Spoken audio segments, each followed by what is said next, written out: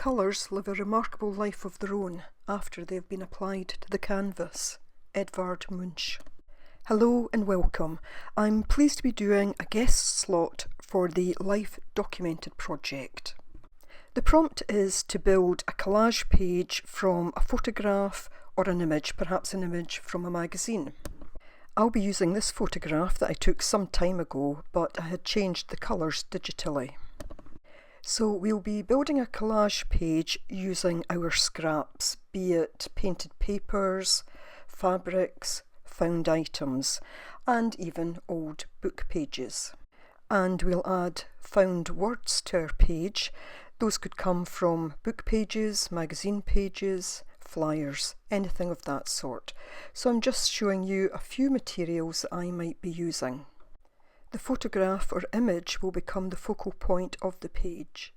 I've tried to identify colours on scraps and on fabrics that I think will go with my image.